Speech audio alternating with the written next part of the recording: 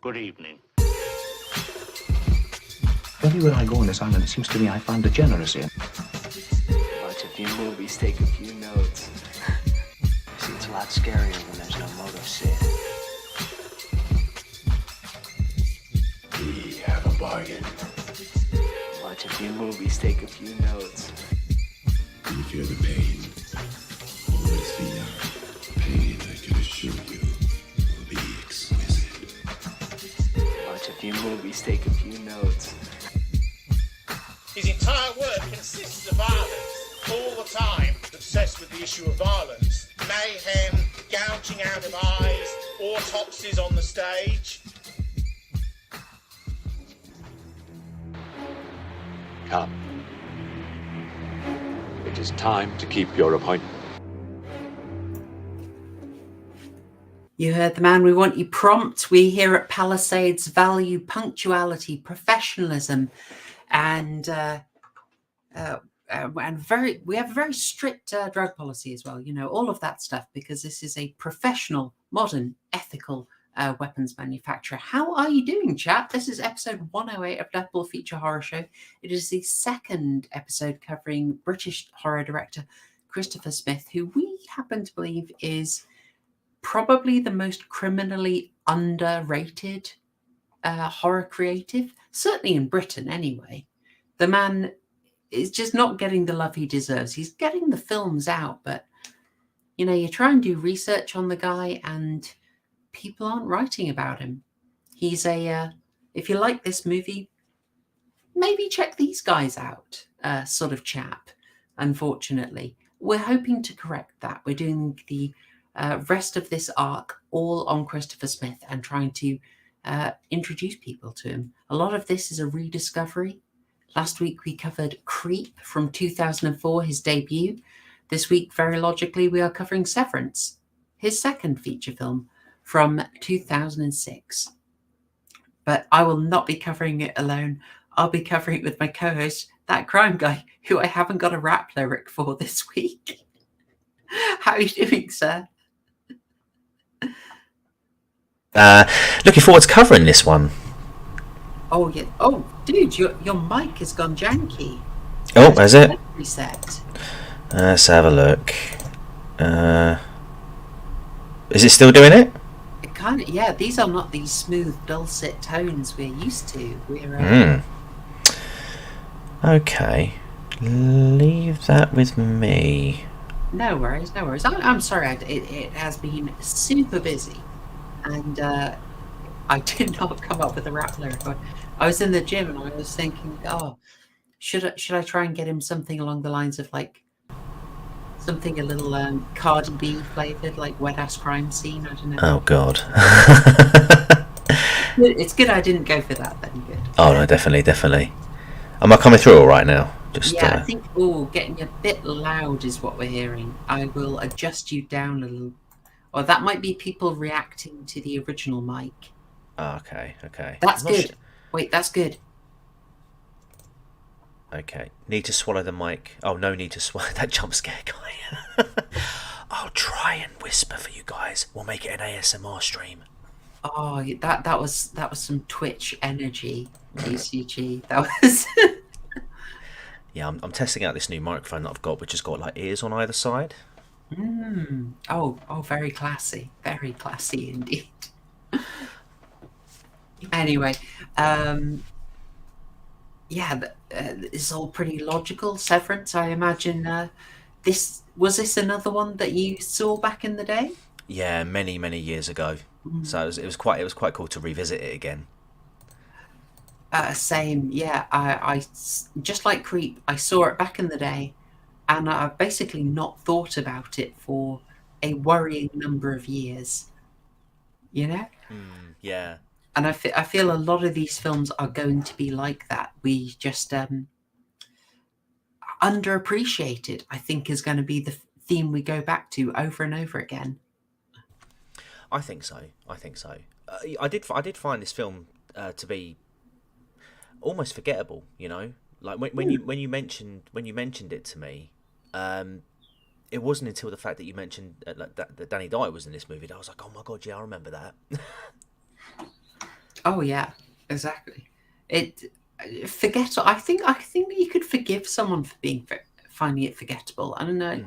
I think I've got a few angles for that. But before we get into it, and before we start discussing Severance, and I do have to obviously give the full spoiler warning that we're always going to do. We're going to spoil everything in this film. We're doing a full discussion of it, but it's okay. You have the horror homework announcement. I'm trusting everyone has done their horror homework and watched Severance, or they're cool just seeing a film discussed, and don't worry about spoilers. That's all good. Also, say hi to everyone. I'm seeing lots of familiar faces. Few people we haven't seen in a while. So Victoria, good to see you. Holy, good to see you. Mima, hello. Mergoot. Johnny Recaps Movies, seeing you around in the streams. Good to see that. I hope you're all doing well. Dr. Prepper as well. Slim, of course. Good to see you. Oh, and Maverick. Maverick with the yes, the jump scare guy comment. I hope you're all having a fantastic week. And if you're in the chat, you haven't said hi, just drop it in now. It's always nice to see you, Sin. Before we go a little further, TCG, is there anything you'd like to shill? Funny enough, not on my end at this stage. I'm still working on our upcoming collaboration at the moment. I've got about 2/3 of the script through, and I'm just working on getting the thumbnail sorted as well for it. So I'm hoping to get that out next week. So, well, I say hoping to get it out. We still need to have a chat about the film that we're looking to watch. So, which I have to say, I cannot wait to have that discussion. Yeah, I loved your response to it. Just that enthusiasm was absolutely fantastic. I was chuffed. I was chuffed. So yeah, for those who don't know, my initial response after watching it was, this is possibly the closest thing to a masterpiece that I've ever seen. And I can go with that. I mean, I have a Jimmy Stewart bias. Oh, I think people are saying you're a bit quiet now. I've pushed the gain up. I don't know. I think it might be the wire on this microphone. I think it's giving up the ghost. It's sounding better to me. Okay. All right, chat. Hopefully, you just sort of adjust your own audio settings. Sorry about this. We're usually okay with our audio. Either that or Mima's trolling. Mima, nah, she wouldn't do that. Mima's a good gal. By the way, I will concur with this. I couldn't find it anywhere. That's what I would be saying if I had looked around the internet. Obviously, I went straight for a legally purchased copy of it. But I imagine that if I had looked elsewhere on the internet, it would be a little bit hard to find this. Unfortunately. Yeah, I mean, I obviously had to legally purchase this as well, or legally rent it on this occasion. But the legally owned copy that I had was completely in a different language, and I thought I'd give it a minute or two, because obviously when the film starts, it is actually the people speaking in it aren't speaking English. So I thought, that sounds right from what I can remember. So I'll let it play. And then it had the whole "It's all too beautiful" opener, and then it was like, so look at it. I was like, oh my god, right? No. You so bought that out of someone's backpack in a pub, didn't you? No, I didn't. How dare you? That is slanderous. Oh, I apologize. All right. Well, yeah. So the other film you're talking about there, Rope, is part of the real horror versus real horror thing. It's where a true crime creator looks at the real life incident, and then we talk together on my channel about the film that inspired it. So we should be working on that. We've got 2 on the go at the moment. I've also got four videos which are filmed and half edited. So they are coming together, and it's so much going on. Crikey, I need the editing time. As you know, folks, I'm not a quick editor. I do like to spend far too much time on it, so stuff will be trickling out. Although on Tuesday I dropped a bit of a treat for you all. I'll just shill this quickly before we get into the film discussion. I dropped a reading of a Roald Dahl story. And I think I might have talked about this before, that something I really like doing, as well as doing the adaptations that we cover, is giving room to discuss the original text. So that's why it's lovely hosting Amy and Waifu when they do their literature streams. Those are always a bit of a delight, and we have a reading in there. And when I was reading the original Roald Dahl Tales of the Unexpected Stories, I just thought, these are so good. I was reading them in prep for our stream on the series, the TV series, and I just thought, we've got to do more with this. I asked a good friend, for Simon Roberts, lovely man, wonderful voice, if he would do some readings. He agreed, and we have dropped the first one on Tuesday. We've got another one is already recorded, and we should have a few more coming out. We'll see how they go. I'd say it's incredibly cozy. You don't need the visuals, so you can just put them on as a bit of a podcast, and I think you'll really enjoy them. Simon did such a good job delivering the story, I thought, and they've just got a nice sort of menace and dark comedy to them. I do need to check that out, actually, that reading you uploaded the other day. That was a bit of a pleasant surprise. Yeah, I realised I did just drop it on people without much warning, but I am all for that. I was going for that Tuesday evening sweet slot, Yeah, I think you timed it quite well. Yeah, so if you haven't seen that, I'd say check that out. It's incredibly cozy, and there's more to come, and I'll put together a little reading list for that. All right, folks. Well, I think that's pretty much everything. I'd say also hi, John Garris. Hi, Normie the Nathy. Good to see you.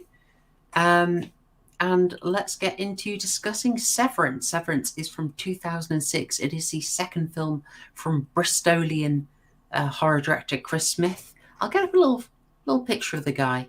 A little adorable picture of Christopher Smith. As I said, one of my theses for this series is that Chris Smith doesn't get the attention he deserves because of the name. You know, today I learned. So I know we're talking about the old director geezer, but today, I don't know how it took me 15 years to realise that the lady in the middle was actually in the faculty. Yeah. I couldn't believe that, because I'm sitting there watching this film and I'm like, where the hell do I know her from? Where I know her from somewhere.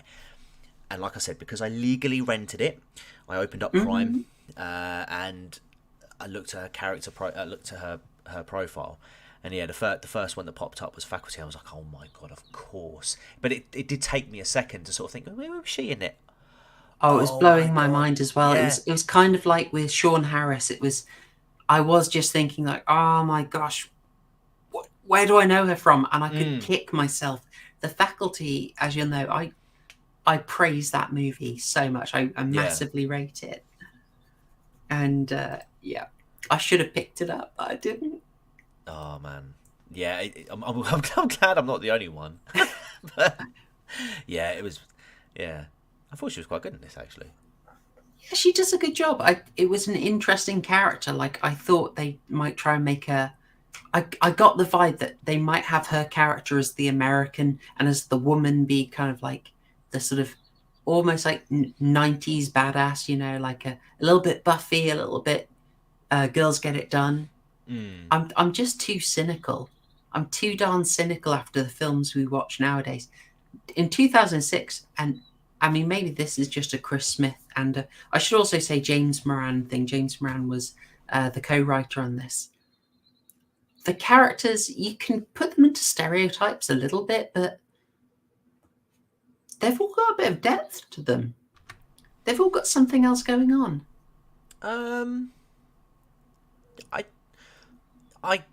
I suppose. I think it's definitely the case with two of them. I can't remember all their names, but the what was it? The black geezer in it.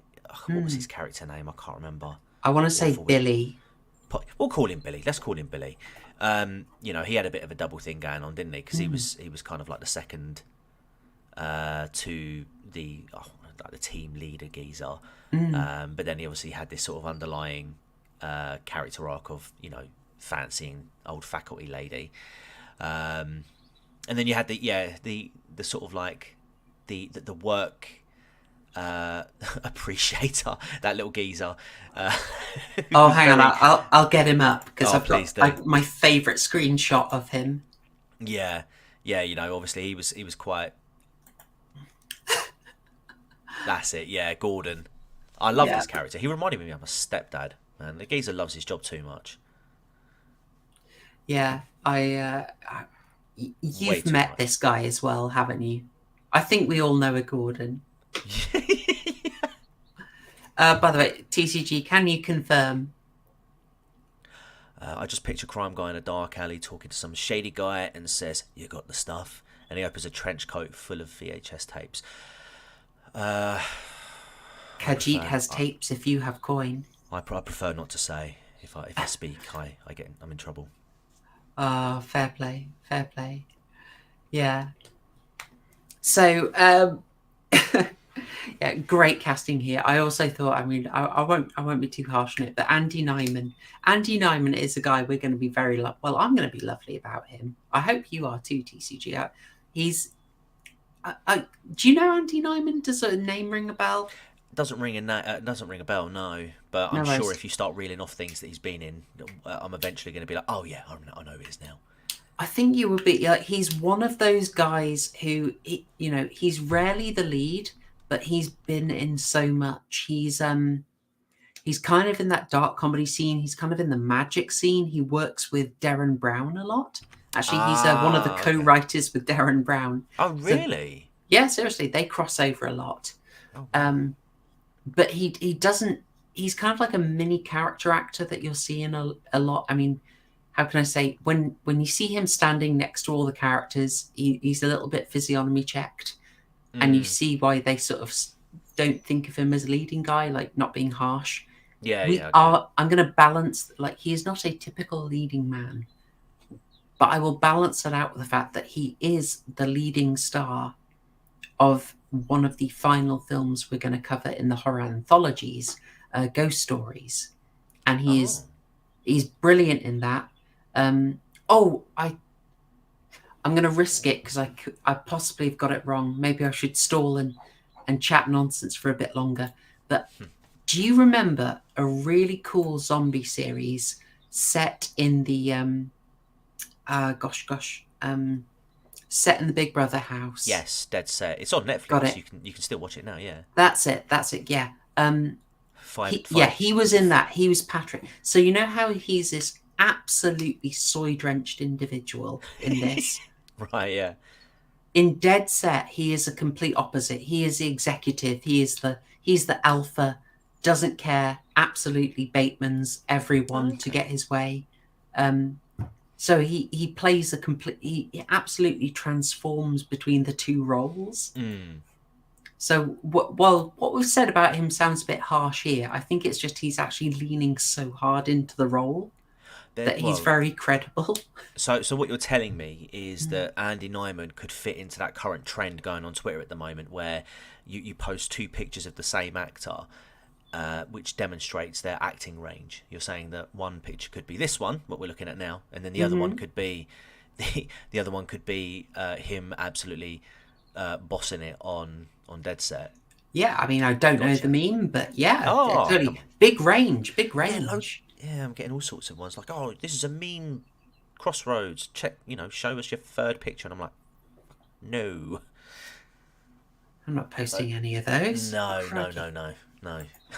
Apparently, he was also Winston Churchill in Peaky Blinders. You're joking. Apparently, I'm looking at his wiki. Blood, no. I think. Do we need to look this up?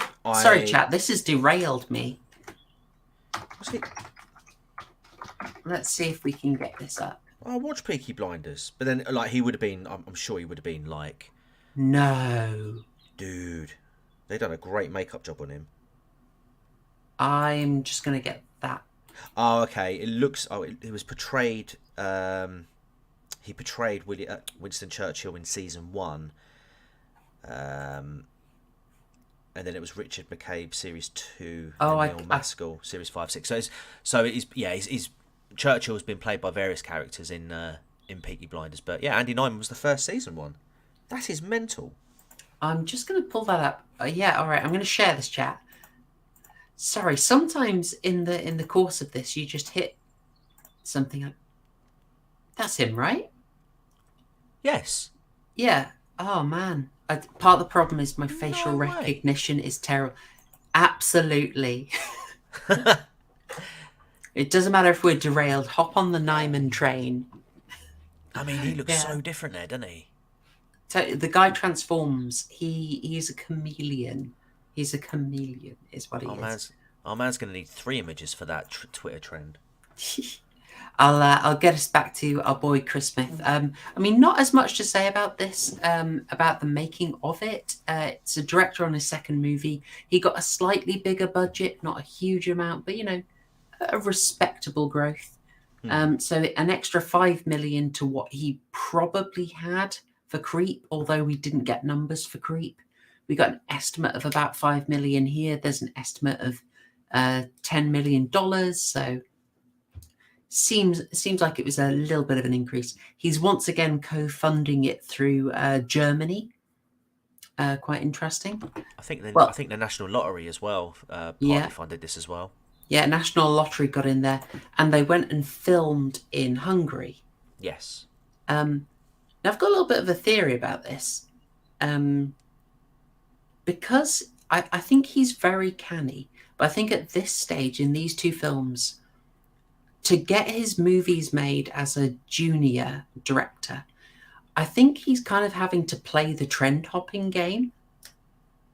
Like, Creep comes out in 2004, and so Saw is big, Hostel is big, right?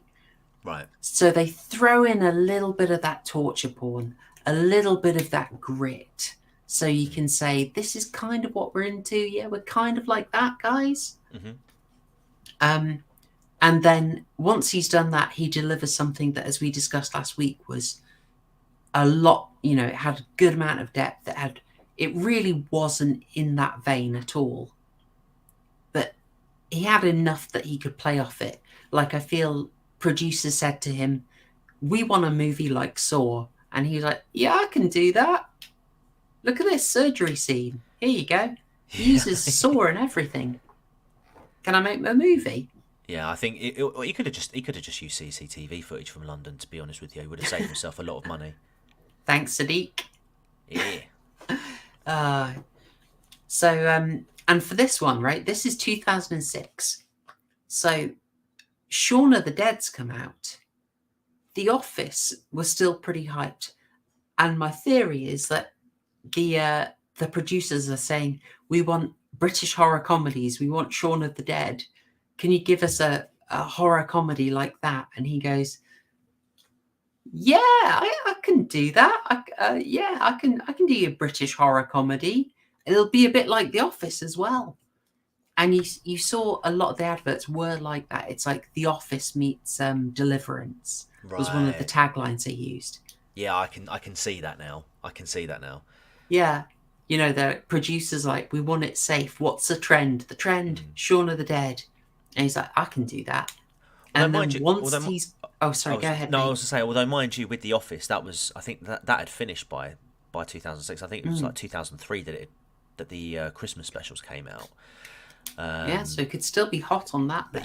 Yeah. I mean, I to be fair, I didn't watch the Office when it first came out, and I don't know if the American Office was a thing then. So there was that overlap, there was that relevance. I do see it. Yeah, now that you mention it, I do see it. I think he's a crafty lad. I think he knows how to play the production game. Yeah, it's definitely got that Shaun of the Dead element as well. Yeah, and then once he's done that, once he's kind of got himself in that subgenre, he just delivers something that little bit smarter. Like, I'm not saying Shaun of the Dead is stupid or anything, but a lot of horror comedy is, it's not aiming to be that deep. But I think he threw in these nice little touches into this movie that just elevates it a little bit above what you might expect, Yeah, I get it. Yeah. That's my theory. That's he plays a genre game to get the funding. So he went and filmed it fairly cheap in Hungary, filmed with a load of extras, also filmed on the island Isle of Man. I couldn't get much detail on that because people don't write about Christmas very much. And then otherwise, that's sort of all the detail on it. So before we go any further and get right into the analysis, TCG, would you like to give people the quick pint of Guinness summary for what Severance is about so that they've got something of a framework for this before we, go into very specific spoiler territory? Yeah, sure. I mean, this is pretty straightforward, really. It's a group of people who work for I believe it's a weapons manufacturer.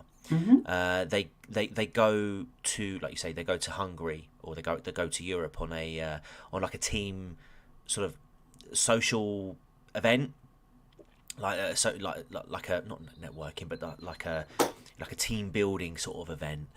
And quickly into it, things start to seem a bit off, really. So their luck sort of goes a bit downhill when excuse me, when the coach driver decides to abandon them. They end up finding, I believe, what they think is the place that they'll be staying. And they just find some really strange things while they're there. They have some very suspicious pies. There's a few things lying around that they shouldn't be walking around on. They eventually find out that they are perhaps in the wrong place at the wrong time, shall we say? I think we're set up basically for a bit of a Friday the 13th scenario. I would say, yeah, it does feel like that, because you've got, like, I know you sort of said that the characters have sort of dimension to them, but I mean, if I kind of felt that they were a bit more one-dimensional. Like each character had a set, had a set sort of character that they were playing, like, stereotypical characteristics. There was, like I said, like maybe sort of think one or two characters especially deviated from that slightly. But I think that was to make you connect with those characters more, because, like you say, with that Billy character in particular, the black dude, I did feel that his revelation that he actually quite liked the American girl made how he ended up in the film hit that little bit harder. And then with Andy Nyman's character, the one moment that he has where he sort of stands up for himself, because his character is portrayed to be a bit of a, like you said, a bit of a weak man. He doesn't want to rock the cart. But then the one moment where he does sort of stand up for himself, it immediately backfires on him. Like, just he does get done very dirty. Oh, so bad, because you're kind of like, yeah, well done. You oh my god, no. What about the boss, played by Tim McInerney, who all Blackadder fans are appreciating him being in there? I don't know. Again, he was kind of, I think he had a bit of imposter syndrome.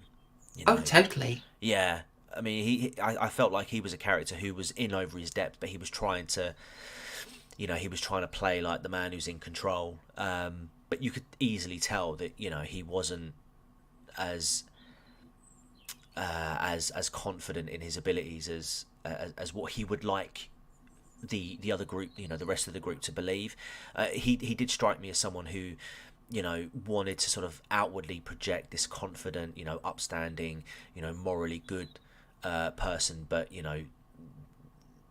actually, when you were alone with him, it was made very, very clear that actually, that this guy is a little bit more degenerate than and less confident in his abilities than than the others may actually realise. Yeah, I think that's fair. Did you end up sympathetic to him? Because he's got a pretty. We should probably get his name actually. Again, chat. You know this. We never remember anyone's names. He was Richard. He was playing Richard the boss. Yeah. Did you end up sympathetic to him? I did actually. Yeah, because I mean, even though he has these sort of fantasies,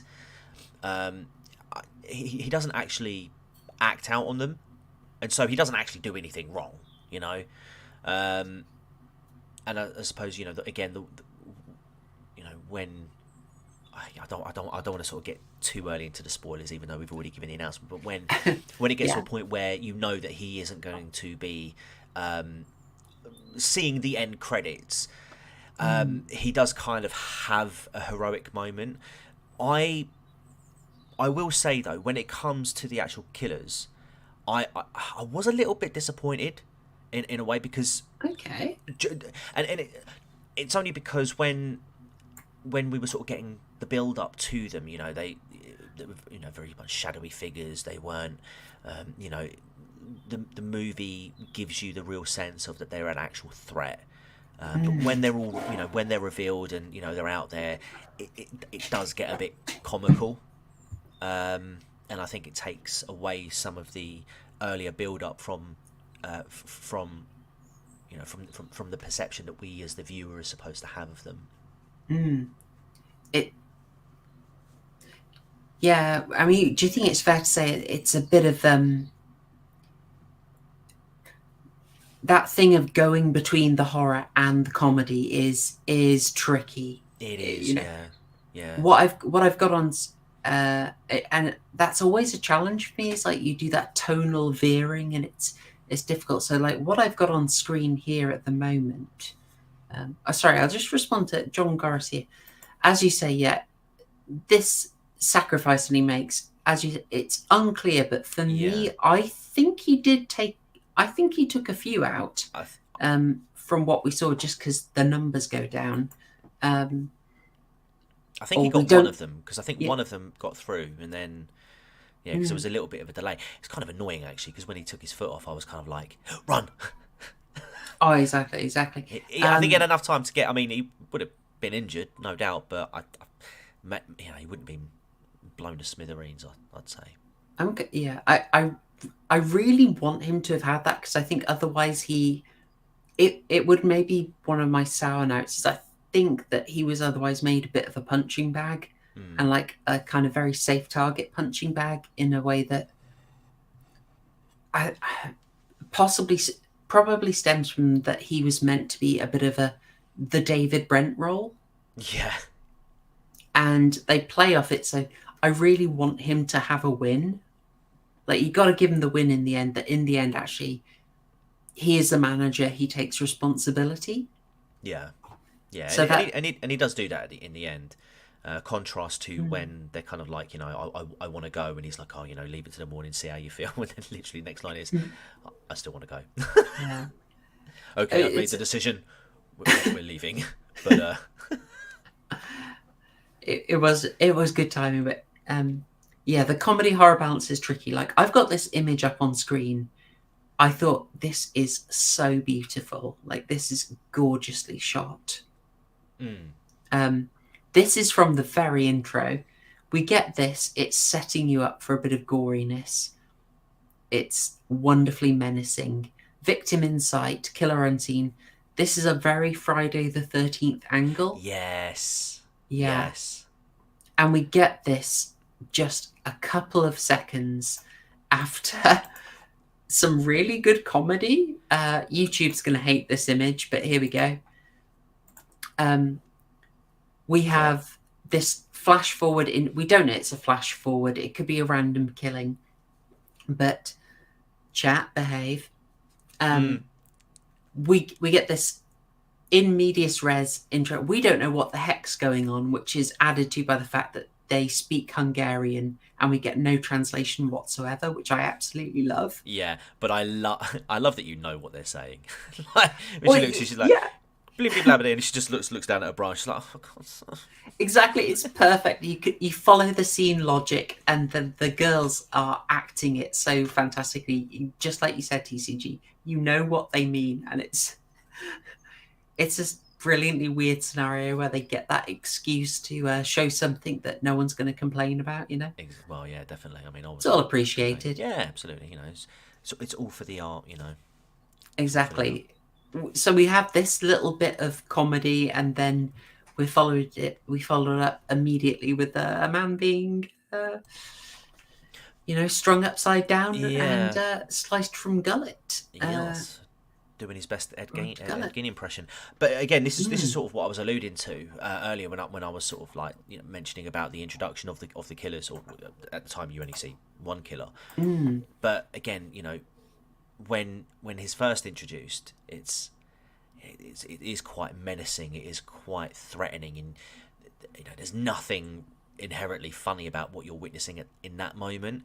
And so it just gives me the viewer, like, okay, yeah, these guys obviously are, they're already, because they're dressed up in their camo, that they obviously know the area well, that they are very threatening.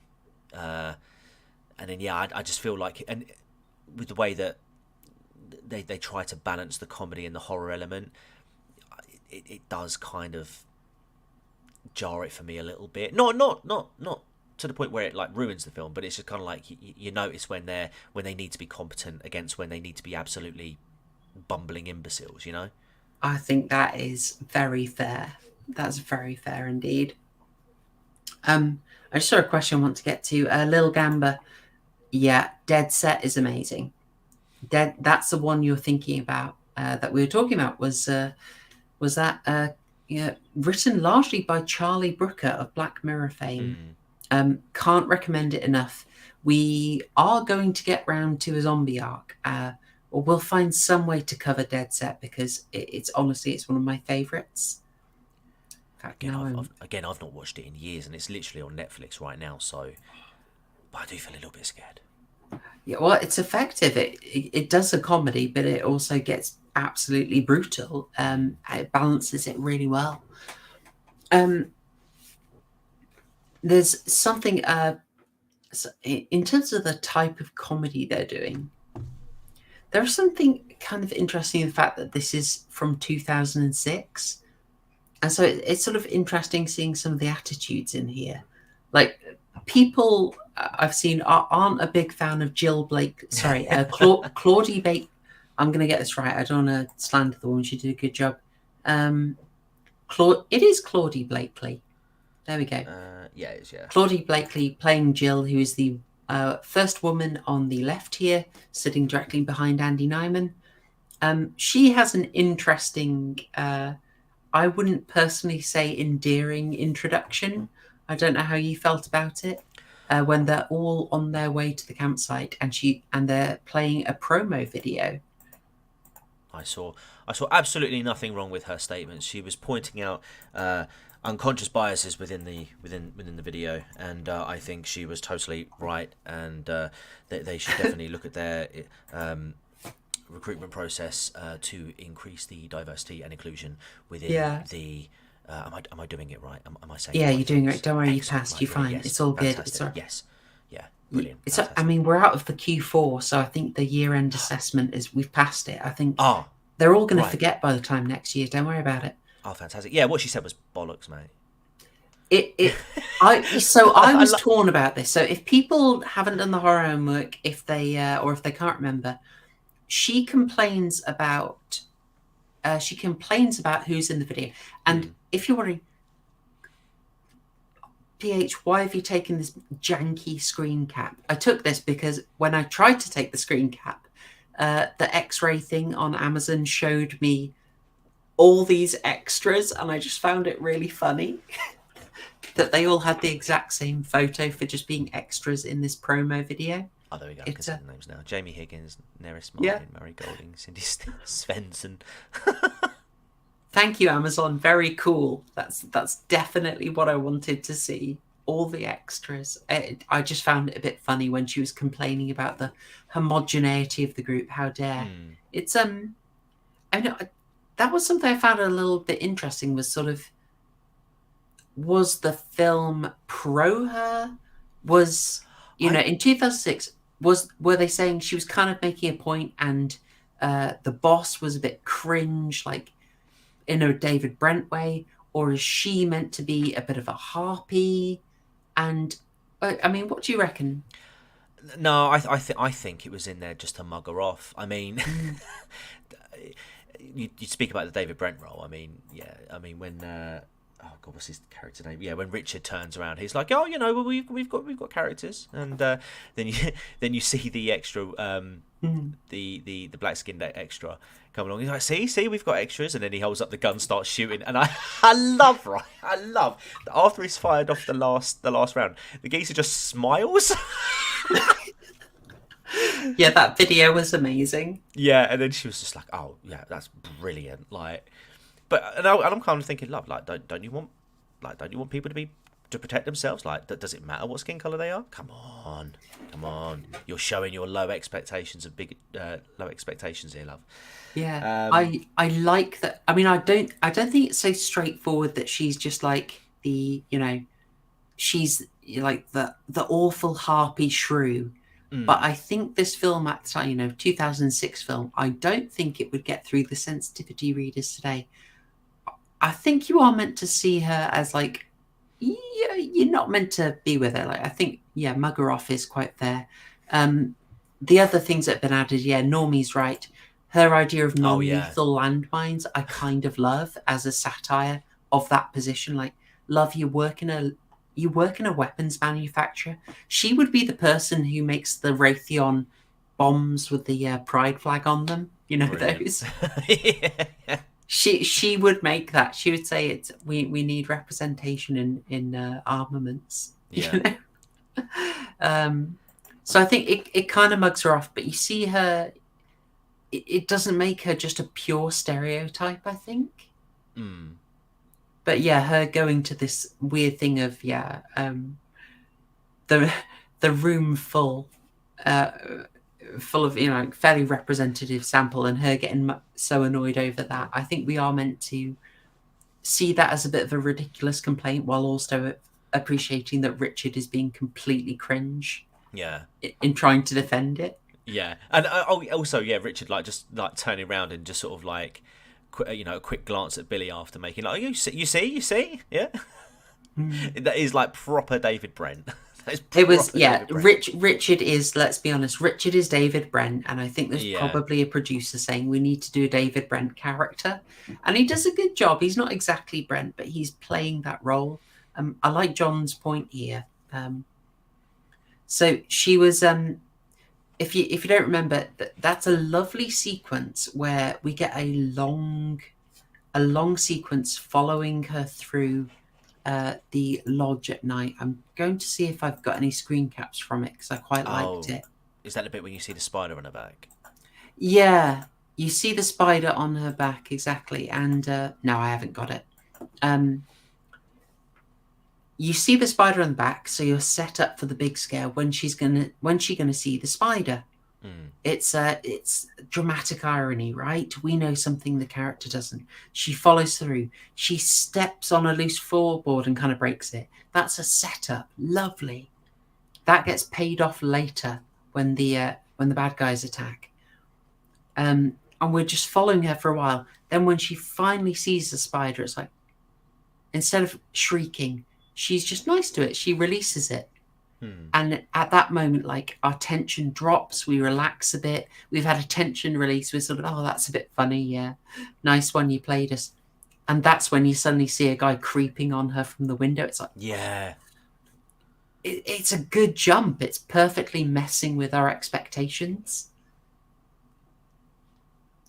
I was so trying not to say subverting our expectations there. No, you've done a great job. No, you're absolutely right, actually, yeah, because it completely throws you off guard, doesn't it? I mean, that's probably one of the best bits of balancing the horror and comedy there. There's also, like, her fate, actually, inclines me to think that we're not meant to just think of her as some horrible, horrible shrew harpy. Because, like, this is nasty what they do to her. Again, when he's trying to strike the lighter, it won't work. And he just pulls out a fat flamethrower. It's a very sick sense of humour this film has. Yeah, I love it. It's grand, isn't it? It's grand. So like that, but like that for me would be a comedic moment and horror sort of blended well. You know, it doesn't take away. You know, it doesn't make the killer look less competent. If anything, actually, in a funny way, it makes him look more menacing. It's like, okay, well, I was just going to chuck a match at you and set you on fire, but I'm gonna have to bring out the big guns. Oh yeah, Dr. Prepper says burn the witch. This does kind of have that that energy, doesn't it? Absolutely. Yeah. You know, in terms of the cast, I was going to say actually, something I really liked.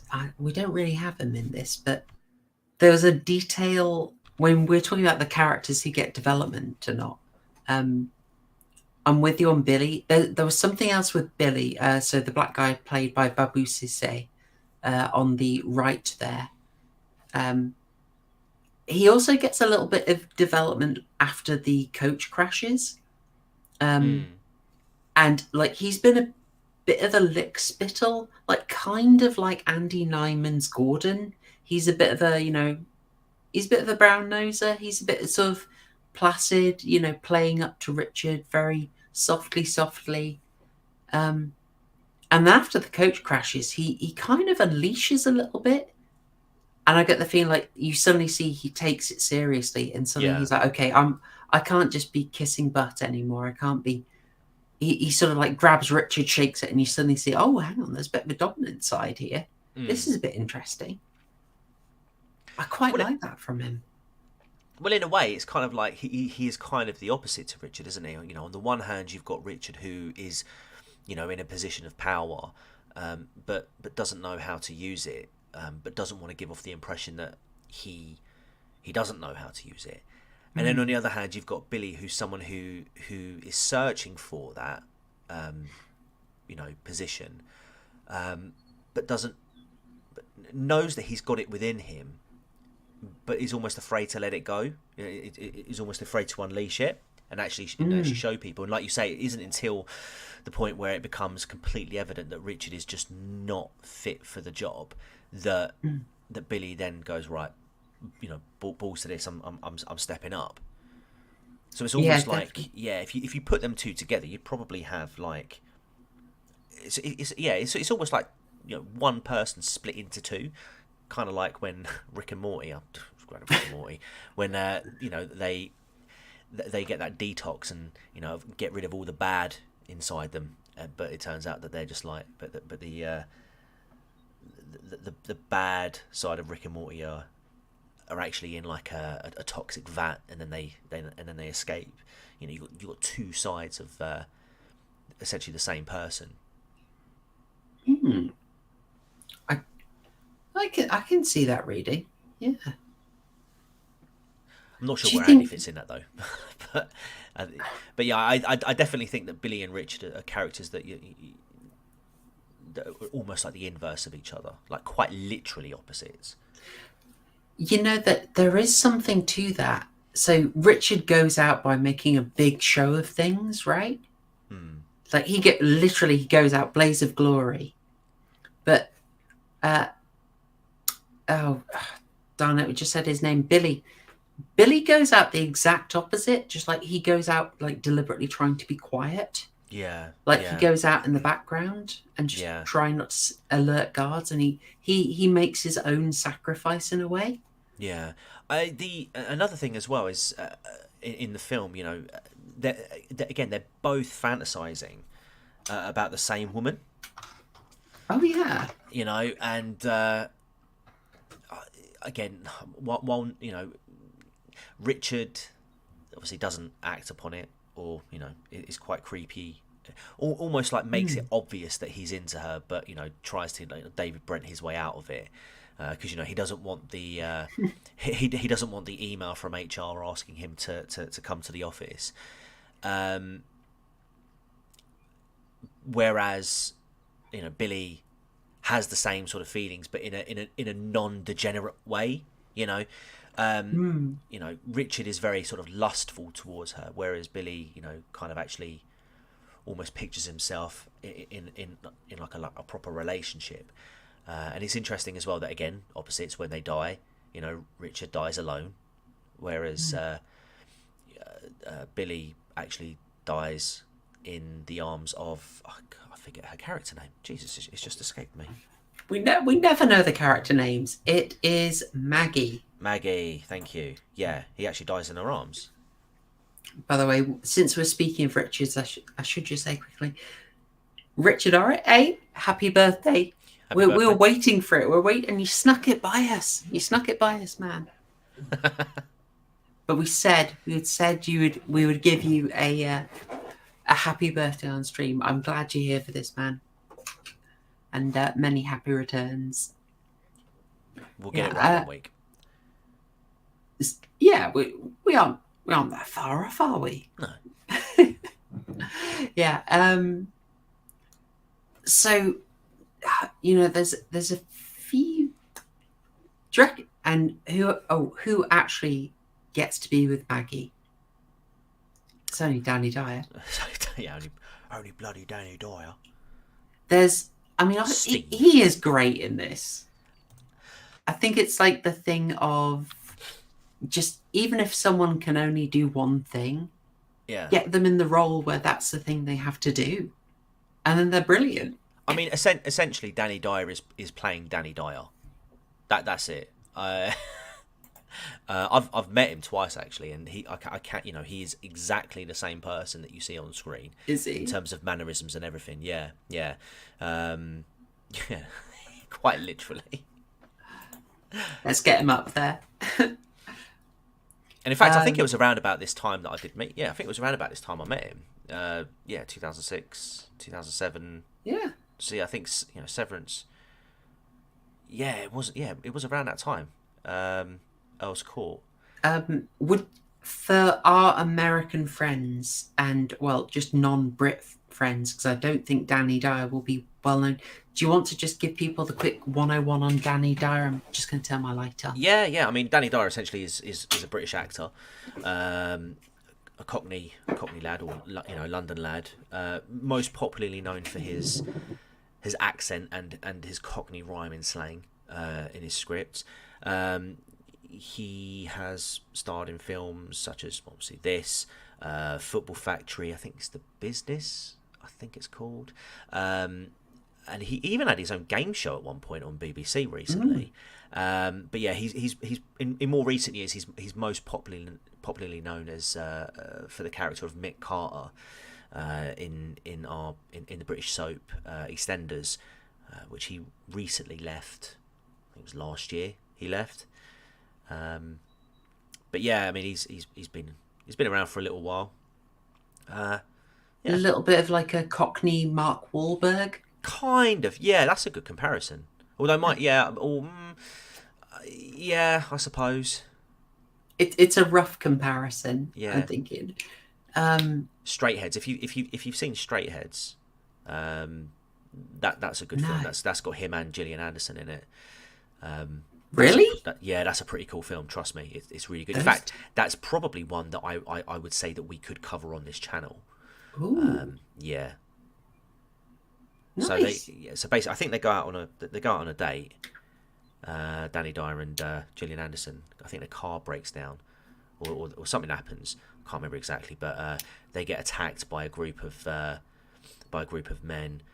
Gillian Anderson gets snuggled by all four of them, I think, and they basically bash Danny Dyer's character into Kingdom Come. I think he loses an eye, if I remember correctly. And the rest of the film is them two essentially coping with the aftermath to the point where they're like, we're going to get revenge. It's actually quite a good film. I would recommend. I'm intrigued. We should cover it, definitely. Straight Heads. Straight heads. I'm up for Straight it. heads, yes. I'd never heard of that before. That just Gillian Anderson, Danny Dyer combo is absolutely thrown me. Yeah, I know, right? I know. So, people look down on him a bit, but I think he's great in this. He does do the broader comedy. He's taken drugs the whole time. And I was thinking, is that kind of an easy joke? And he said something in the interview that Oh my god! Of that course, Human Traffic. really worked for me. Yeah. He said that he decided his role was he was the IT guy. And I just thought, that makes so much sense. Yeah, he's the IT guy. That's why he's so out of place. He doesn't behave like anyone else. He's the IT guy. Yeah. Of course he's in the back. He's in the server room. He's fragrancing it with his own herbs. Of course he is. Yeah. It makes sense. I thought that was such a cute detail. Yeah, our IT guys at my work are nothing like they are on the shop floor. Let's put it that way. But in a good way. They're lovely. They're lovely chaps and chapheads. Oh dear, the enemy. I forgot about I have Human not Traffic, had of the course. pleasure of that. Yeah, I forgot about Human Traffic. How could I forget? That's the. I think that's the film that made his name. That made him. Yeah. That got him out. Okay. Yeah.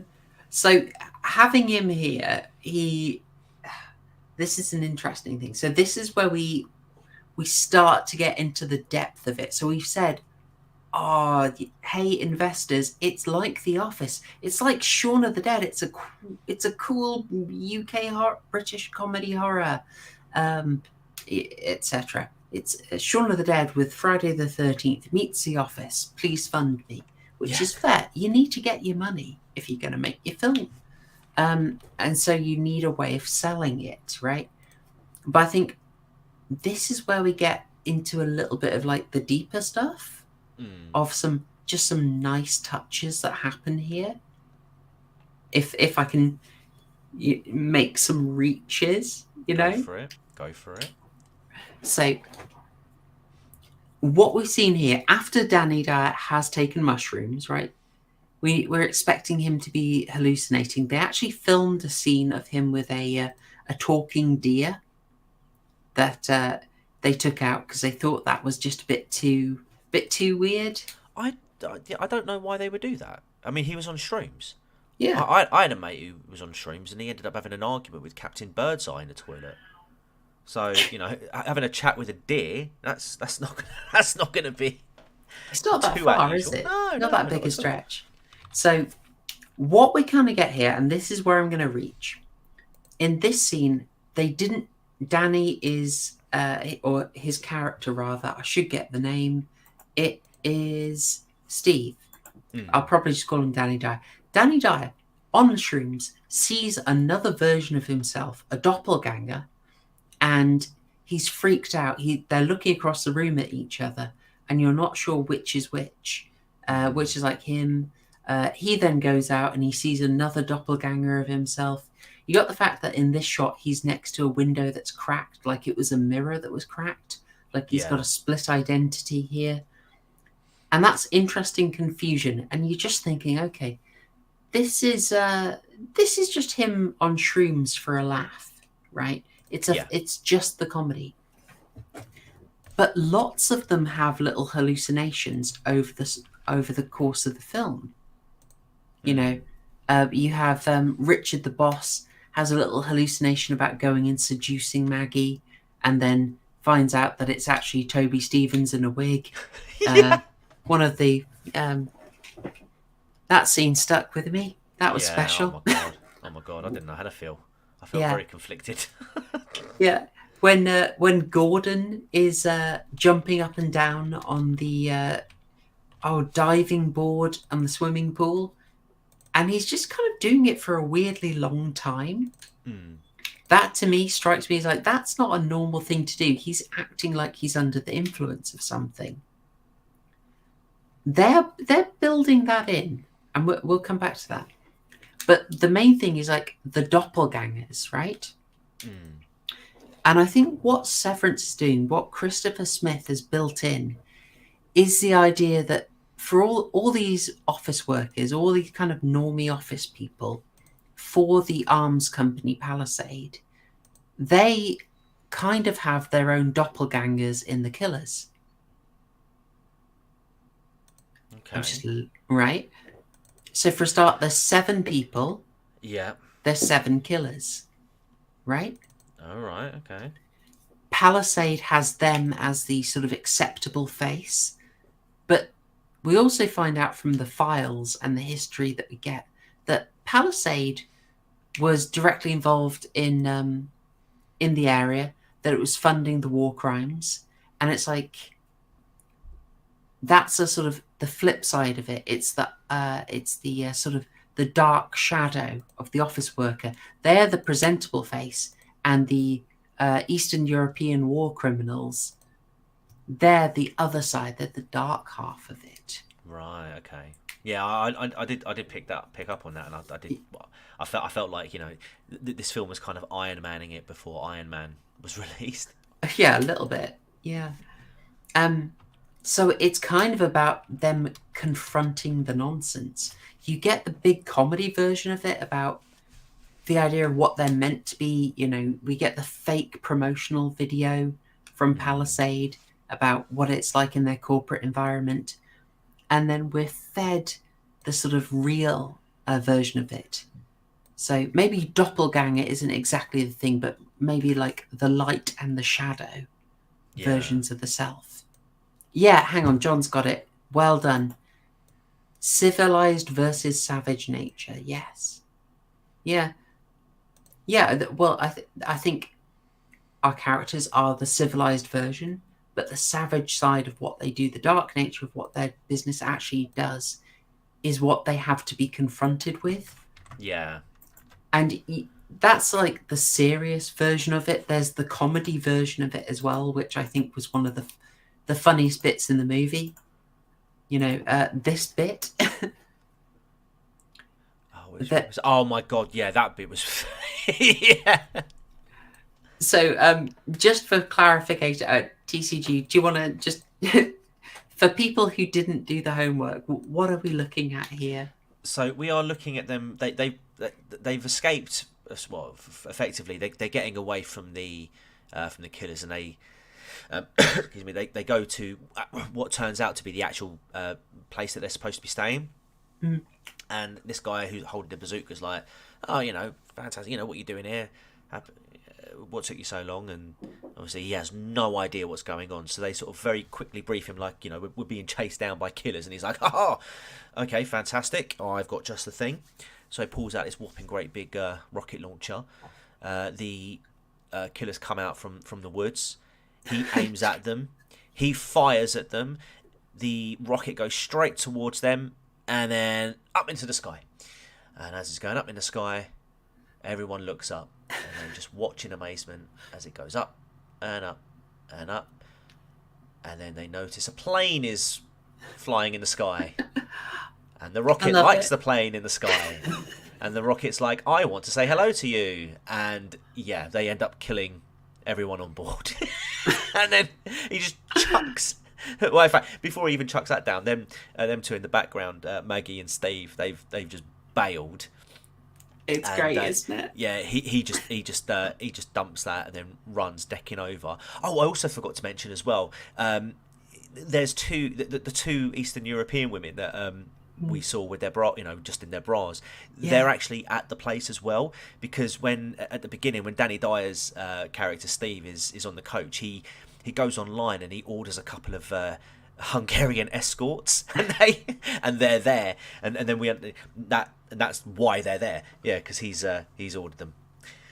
Yeah, we realise, you know, it's a little flash forward that we saw at the start that we didn't know. But, yeah.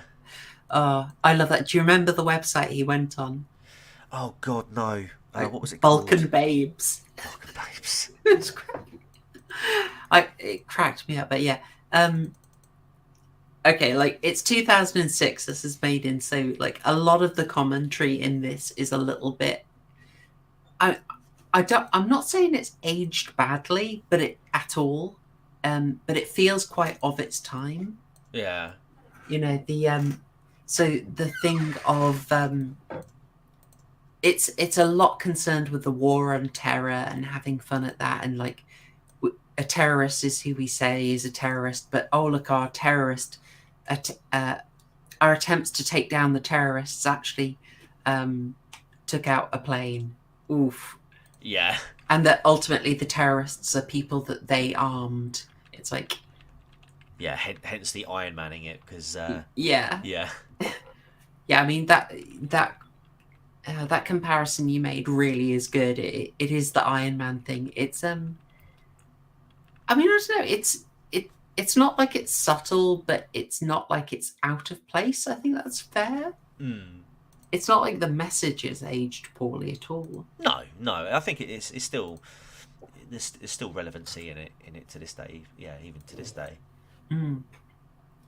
Yeah, the message is a little bit blunt. I think they also come out to that sort of like American military march, that do do do do do. Yes, yeah, very like American Patriot, you know. When the joke lands that well, though, I can't even be mad.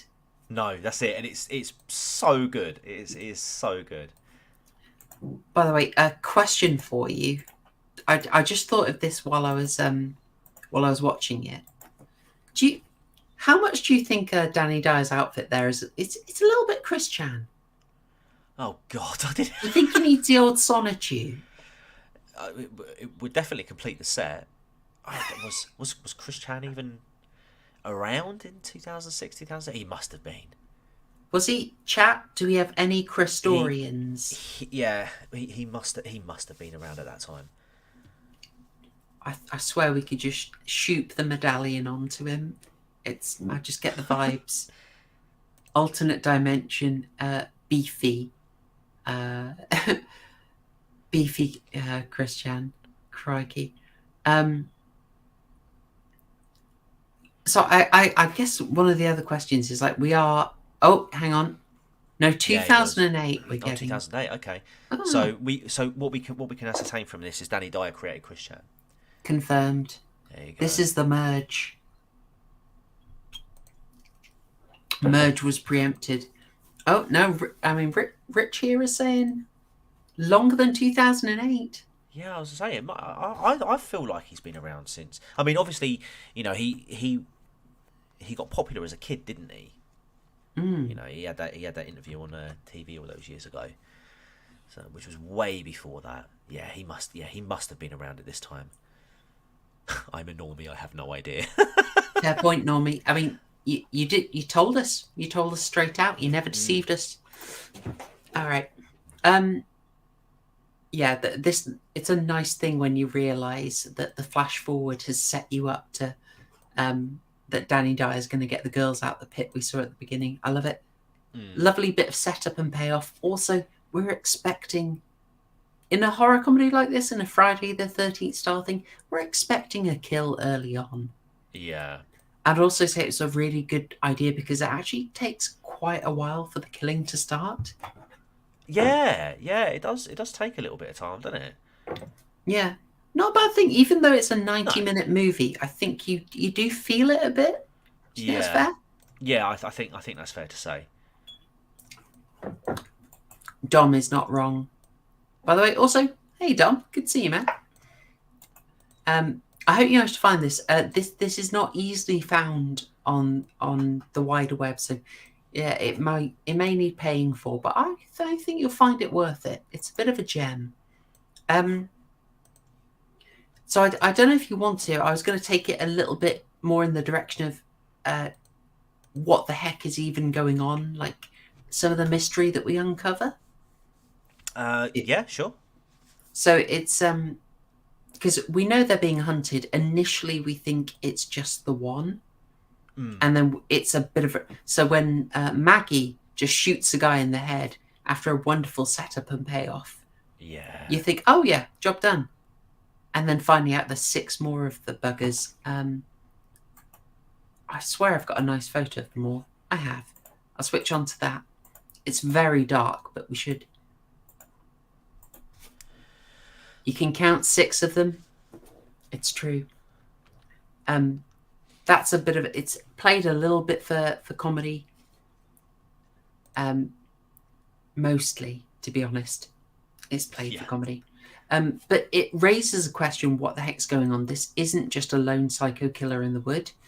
And we have a scene when they all gather around before they eat a very interesting pie that happens to contain a human tooth.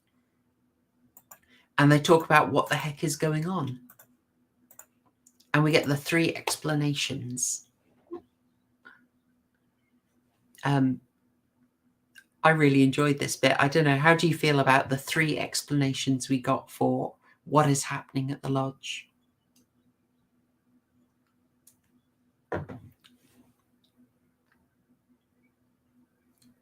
TCG, no. I think we may have lost TCG's mic. Tell you what, folks, I will take you through them and we will get TCG's take in a second. So I think a somewhat underappreciated, oh gosh, what's his name? Hang on. Toby Stephens. Yeah, his star rose a fair bit after this. He was a villain in Die Another Day. Toby Stephens, who I think it's fair to say doesn't get to do much in this film. Am I back? You are. I can hear you, man. Oh, that's Cool. good. Yeah, I don't know. I think this wire's playing up. Oof. Yes, I do have a spare one, but Yeah, we'll need to sort that, man. yeah. So yeah, I was going to say Toby Stephens. He doesn't get to do much in this movie. Like, he's got a decent joke where he wins an argument about how long you stay conscious after you're beheaded. Oh, I love that. He doesn't get to do much, but what he does is pretty good, isn't it? Yeah, definitely. Especially again because it's setting up, isn't it? When it actually happens, when he ends up getting killed, you know, he goes out in exactly the same way that he was discussing that with Jill about, and I love that as you know, when his head stops rolling, he sort of looks around, he sees his body, and he realizes, hang on a minute, I'm still awake, and then you just get this little slight smile. He's chuffed. He's like, yeah, like, nailed it. I was right. I did like that. Yeah. So, like, this is one of those really nice touches that Christopher Smith brings in there to liven it up. So when they tell the stories, the 3 different versions of what the heck is going on here, because this place is most definitely not a luxury retreat. The stories are all shown in a different different style. And I think that was, you know, just for a bit of variety and a bit of fun. So we get the Nosferatu style, and it's very deliberately like Murnau's 1924. Correct me if I'm wrong, chat. Nosferatu, done in the style. And they're saying, oh, actually, it was people in an asylum, who escaped and imprisoned their jailers or their carers, and then the lunatics ran the asylum. Which, when you think about it, is also kind of a comment about the sort of the dark side and the light side together, and the idea that really, could you tell if the bad guys were in control? You know, that's a bit of that idea coming through in the story. But also some nice Nosferatu imagery. I'm going to struggle finding all of these, aren't I? All right, I'm looking for number 9. Sorry, folks, I have many screen caps to illustrate the points, but it does mean I get lost sometime. There we go. We get some just nice cinematography that tells the point. But spoilers, like, these stories, we're going to find out that they're kind of on the money, partly. So we find out, like, this set that we haven't seen at this point of the jails is really there, indicating, there's a little bit of truth to this, but also it means the production got to reuse the same set and save a bit of money. I was like, night, Normie. Thanks for dropping in, man. Enjoy the rest on replay. I should also have probably said hi to everyone on replay. I forget that. Oh, yeah, hi. Never mind. If you made it this far, guys, hi, replay watchers. Yeah. Sorry We love for forgetting you. Thanks for the thanks for the average watch time. Yeah, that's it. If you are rewatching to here, you have really helped the average watch time. Well done. And you can just, you can lop off that like button as well while you're at it and just cram it into the fridge. Shove it into a Oh We'll my get to god, that again, just like little moments like that as well were really funny. We'll get to it. Oh yeah. So we see, like, from the structure, this really exists. It's not entirely just saving money on production. But then Jill gives her version, and when Jill talks about it, we get like really 90s camcorder footage. Like, look at this. Look at that resolution. Gee. It's brilliant. Oh, I know, it's like early YouTube. And it's presented in just the way she would think about it, like, you know, the kind of babushka style women in the background. Yeah. It's her concerns are being projected into this. This guy looks a bit Duke Nukem, doesn't he? Very much so. Oh. Yeah, I'd say so. Yeah. Although, is that a man bun he's got on? He's sporting. Oh no, I take it back. Duke Nukem would never have a man bun. No. Just trying to think of something Duke Nukem would say about that. I'm sure it wouldn't be very YouTube friendly. No, and this is a family friendly stream. Absolutely. You also notice in this, you will see structures in the background here that you've seen in the movie, again, implying like both Toby Stevens' character and Jill have got a little bit of the truth, but not all of the way. Although I think probably Jill is the closest to the truth in finding out that what's probably happened here is in what I think is meant to be that sort of Bosnia, Serbia, Croatian civil war style stuff. They keep it kind of vague, to be honest. They keep it very like generic 90s Eastern European civil conflict. That guys who escape justice there are sort of war criminals. They were armed and trained by Palisade Defense, the company that's going out here. And so it's just a little bit of karma biting back. And we get some evidence from that, mostly from locations that are in Jill's story. And it just seems to line up a bit better than the whole asylum escapees folk. But Danny Dyer, of course, has his own version of what's going on. I think his one was the most accurate. I think most believable one, definitely. It's literally like that bit out of Extras where Patrick Stewart talks about rescuing the female POWs, but they've been in prison too long, and so they're all lezzing off. Yeah. Just... I never get tired of Patrick Stewart saying that. Cracks me up. Yeah, I mean, we can probably skip over Danny Dyer's version of what's going on. Do we? Although, would we? Go on, go for it. Describe it. Well, no, I was hoping you'd describe it, just because I want to get your take on it. But I was going to say we can't gloss over it, because I mean we'd be doing chat a disservice, wouldn't we? All right, and especially we would especially be doing those on watching on the replay a massive disservice too, because you know they've got this far.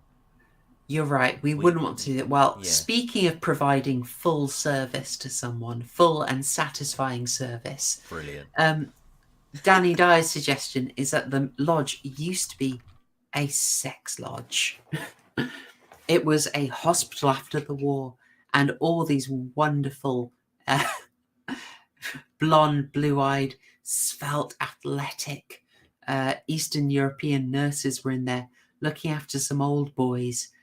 And, you know, they get lonely, they get bored, and, you know, they want a bit of fun, but the old boys are just not up to it. We all know that girls just want to have fun. It's got a touch of the old Red Shoe Diaries to it, hasn't it? Oh, just a tinge. I think they had fun filming that. They had fun filming all of this.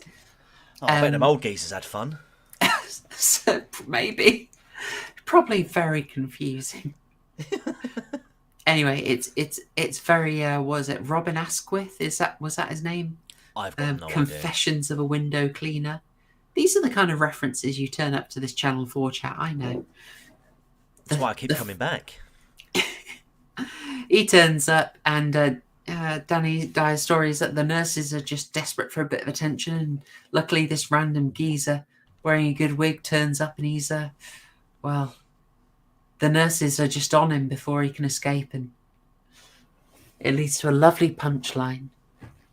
But in fairness, he has got a touch of truth to it as well, because the lodge does end up with a couple of Balkan babes in it. Yes. So each of them does have their own sort of element of accuracy to it. It's just wonderful that he throws it in there. It's a very good light relief.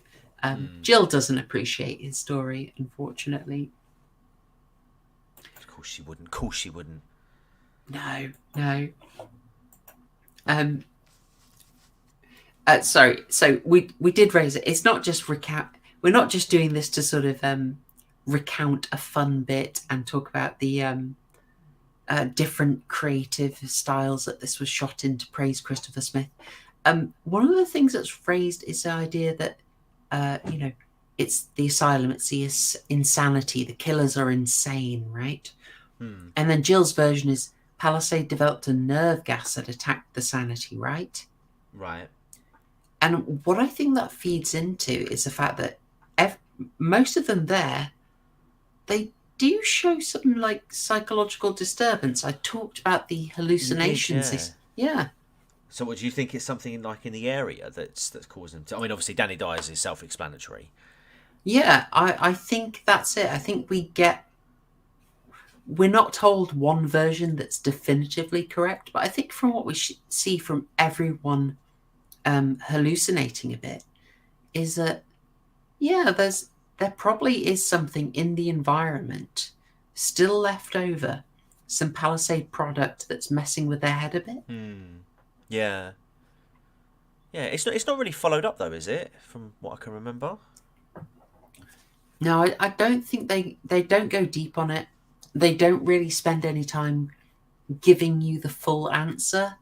It's kind of like Creep, I think. You have enough there that you can get a theory. Yeah. But they aren't going to tell you.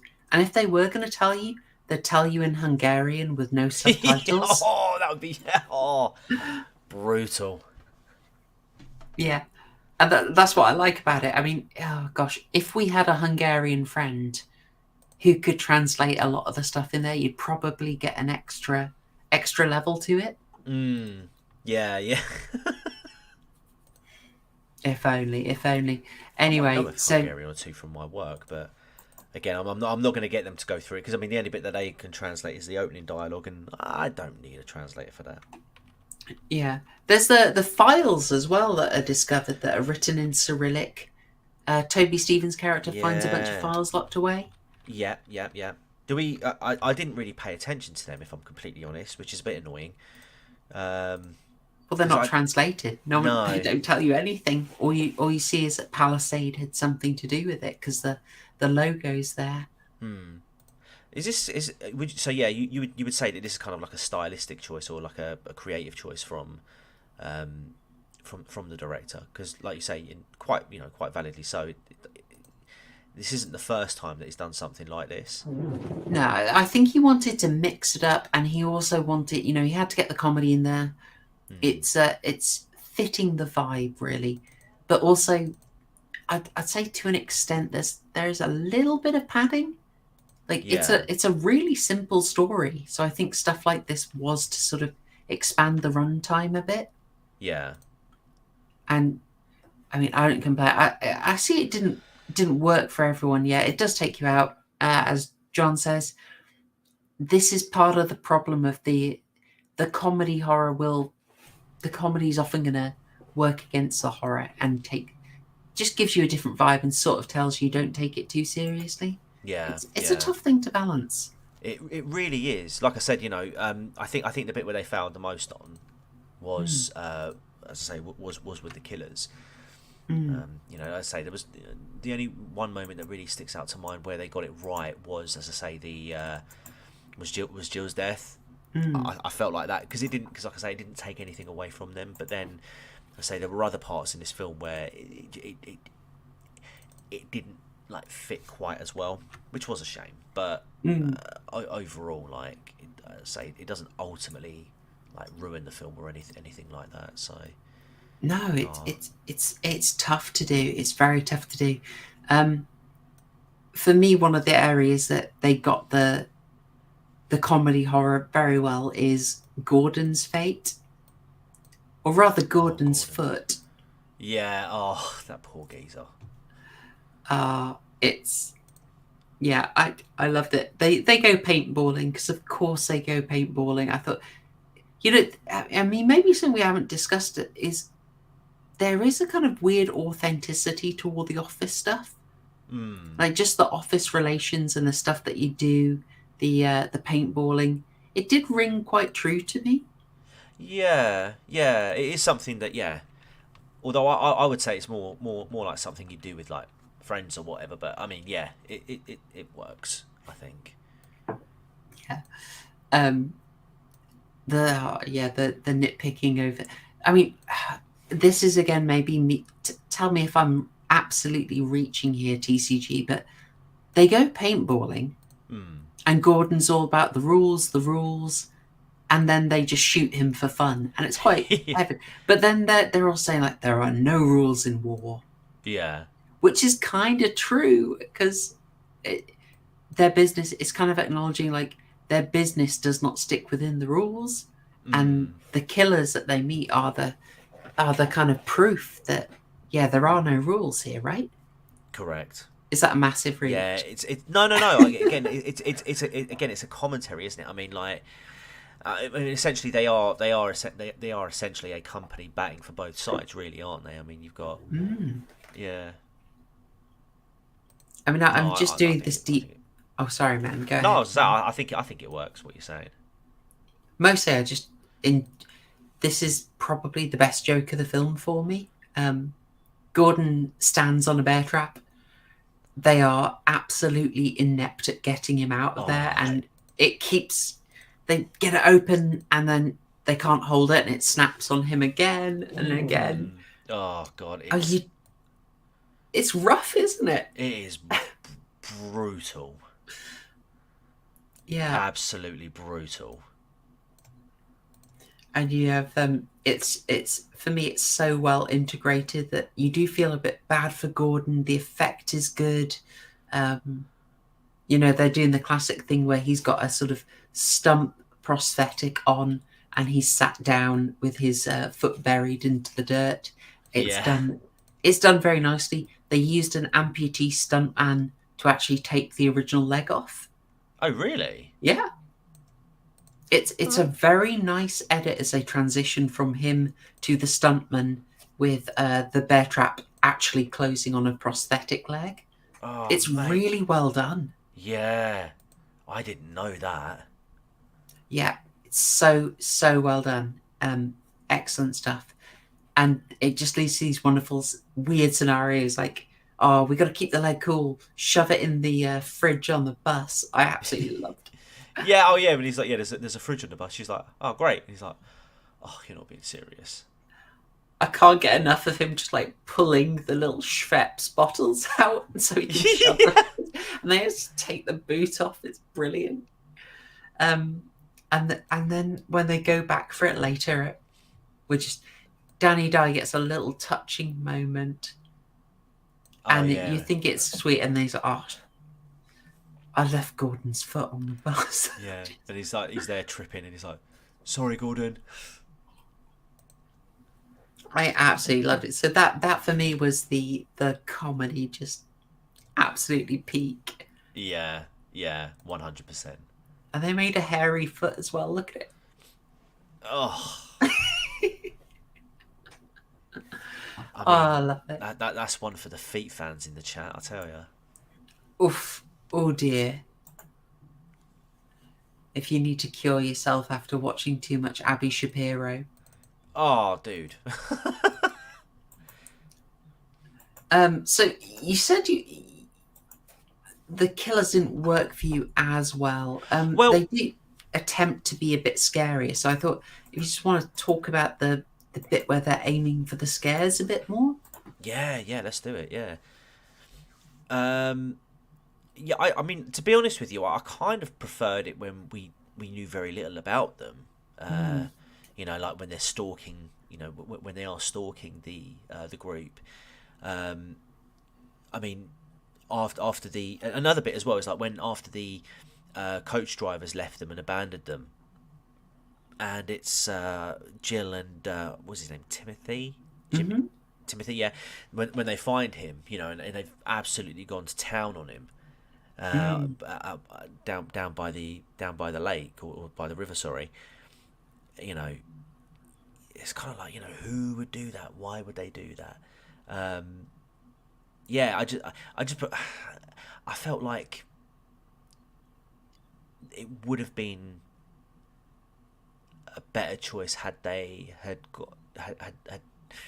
knocked it down a peg with those with those killers, and I also, again, I don't know if it's intentional or not, but I mean, with the number of killers, I think maybe they could have had less as well, maybe like 3. But yeah, I mean, I'm all for it. I like we've said time and time again, it's a difficult thing to juggle, and I kind of want the killers to be taken more seriously, unless, of course, we are dealing with an out and out parody. Yeah, I don't really know what else I could say, really. So it's fair enough. It's a tricky concept, and I like the symbolism that there are seven office workers on the trip, and they've got the 7 killers. There's that, but in fairness, that you can still get that symbolism without, and do something maybe a bit more interesting, like I don't know, something like the idea that maybe if these guys all seem a bit useless, Yeah, and you think, why are they being flown out?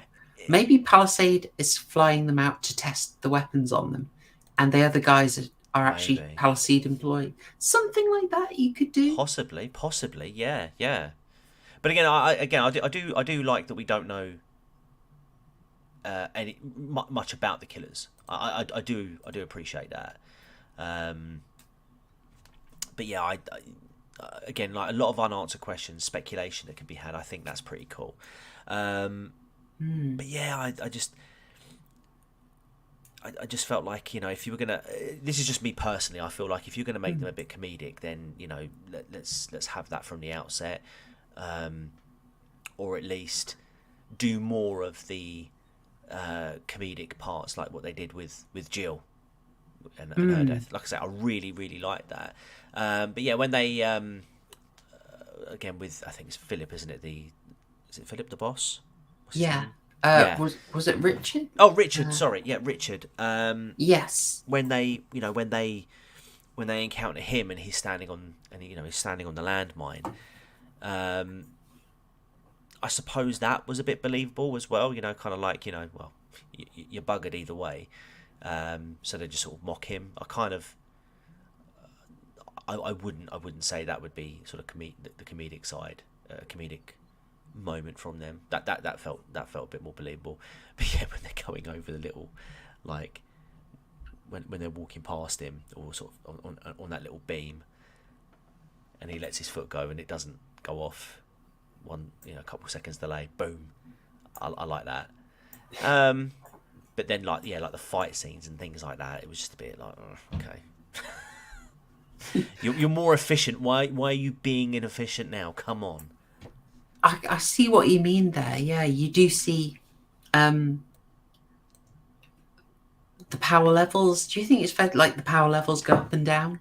And John Garster said that the brief attempt to get a bit of graping in, Yeah. it felt almost, for me, that was the guy would obviously win, so we need to give them something to do so they don't win, to buy a little time, Yeah, all of a sudden he gets a boner. It's like, dude, come on. Yeah, or basically, there are yeah, it's fair to say that they operate a kind of a different tone to everyone else, and it does make it a little jarring. So yeah, some consistency, because like stuff like you pointed out, when they can't get the lighter, so then the guy has to light with his flamethrower. That was a nice bit of comedy from them. There's kind of a bit of comedy when they work out that Tim McInerney's Richard is on a mine and they can just walk around him and mess with him. Oh, sorry, I didn't catch that. My boy just walked in. That last sentence. No worries, man. I was just saying there's a little bit of comedy from the killers when they kind of work out that Tim McInerney's character is on the mine, and they can sort of just mess with him, stand back and walk around, throw things at him. But then that vibe also leans a bit more sadistic. Yeah, exactly. I was just feeling so bad for him. Yeah, I mean, it did suck. Another thing I thought was, again, I was a bit dumb as well, was when, oh my God, I'm so bad with names. We never get the names. It's all Andy good. Nyman's character, Gordon, sorry. Yeah, so like when Gordon was, again, you know, when he's half his nut off ecstasy, and, you know, they Maggie and Steve sit down and spark up a cigarette. And they're just sitting there like having that, and then, you know, one of the killers just casually walks in behind them, grabs Gordon, and then sort of drags him out. Yeah, I mean, you can just see it in the background there. Yeah, just about. Yeah, blink and you miss it. But again, like, I'm not sure whether that was supposed to be like, oh my God, they could be, you know, an amazing demonstration of their stealthiness, or whether this was supposed to be some sort of they can't, they've not noticed that Gordon's being dragged out from right behind them. Oh gosh, that's so funny. I'll go for that. I will go for that. I haven't actually I noticed in the back end that we had something that didn't come through in the StreamYards thing. So I'll just say we had a message from the Alabastard. It's her 12 months. 12 months as a member of the channel. Wait. And they didn't show me. Gosh darn it. I feel awful. It came in at 7:59. So I think it came in just before like the pre-stream stuff wipes. If you don't know, folks, any messages that are sent before the stream end up not showing on StreamYard. It does a kind of reset, I think. So I couldn't see it. So I just found it now. Well, and now I feel really bad. I'm going to fact check you live. It doesn't tell me. It doesn't. Okay. Yeah, because the earliest message I've got here was from 7:36 p.m. However, I was just wondering, why did it not show up? Yeah, it definitely hasn't showed up. Oh, gosh darn it. Well, well, good spot. I feel bad. I'm you know, she's been a member for a year, so if you're still around, bless you. Thank you, the Alabaster, and I will message her. I will send her a chicken photo. Oh, how about that? There you go. There you go. Become a member of Proper Horror Show's channel, and in a year's time, you'll get a picture of a chicken. Yeah, I'll send you a rooster picture. I'll become a member of my channel. I'll send you a picture of Mike, the headless one. Oh gosh, yeah. So I'm with you. Oh dear. Broad comedy here. Broad comedy. Also, just got this little moment here that I thought was a little bit sore, a little bit hostile. Gordon's fate here. Yeah. A little bit hostile, do you think? I think so. I think that's fair. I think it was thrown in for that vibe. Yeah, I think so. Yeah. So anyway, there is confrontation. We have talked about it. We end up with a fight that I think played around with the power levels a little bit, you know. But there's something kind of that I found interesting was that they let Maggie basically lose and have to run. They let Danny Dyer get properly messed up and struggle, which I like. And Maggie has to run. We talked about how Danny ends up rescuing his Balkan babes. Yeah. And then just something I really liked was after Maggie's been pursued by a chap with a flamethrower. Yeah. And you can tell that there are multiple killers if you focus on specific details in their costumes. It is given away a bit earlier, but I really like that it's one of the Balkan babes who comes in with a machine gun and takes him down. Oh yeah, yeah. It's like it's slow mo. It's the jacket shaking, the bubs are shaking, the guns firing. It's at the same time it feels like really schlock, Yeah, I mean, but it's also kind of earned. I mean, yeah, definitely. I mean, you can tell her aim is nowhere near as accurate as what's being portrayed. She's literally just hip firing, like just waving it around, like spraying and praying. Yeah. Amazing. Yeah, I liked that. It might be read a bit different today, but now it just seems like, yeah, it's the obvious thing. You've just become aware that the Balkan babes, they've got their own arc. That you can see, like, yeah, they were ordered, they came up, they go to the lodge, then they're chased and they end up in the pit, and it's kind of nice that, yeah, they've got an arc as well. So yeah, good on it. One of them gets to do the killing, and Danny Dyer, he's just the IT guy. He's done his fight already. Exactly, you know, it's his tea break now. He needs to go Yeah. on 4chan. Of course he will. Oh dear, I love it. So yeah, it was just it was a cute point that also had a bit of like a nudge and a wink at the camera, you know. It was by being just like a little bit sleazy at the same time. Definitely. Yeah, it was nice. And it sets us up for our ending as they sail away across the lake to safety. Danny Dyer's got the 2 Balkan babes doing all the rowing, though. I mean, he has hired them. They are technically on the clock. Yeah, well, yeah, that's true. That's true. Yep. Yeah, he has paid for them. Yeah, I love that little detail. He's chilling. And then the final joke that he drops also landed very well with me. Yeah, same here. Foursome. Yeah. If you haven't seen this, folks, I am recommending it. I'm going to assume TCG does as well. Oh yeah, I am too. Definitely, 100%. There is a cute little reference they dropped in at the end as well. A little bit of a link, a little bit of an homage.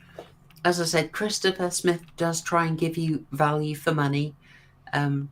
So he drops in a Doctor Strangelove reference with the fact that they go out playing We'll Meet Again. Yeah. Oh yeah. Yeah, a little cheeky Doctor Strangelove reference. I also read from interviews that he thought the idea of Danny Dyer's character seeing another version of himself was a bit 2001.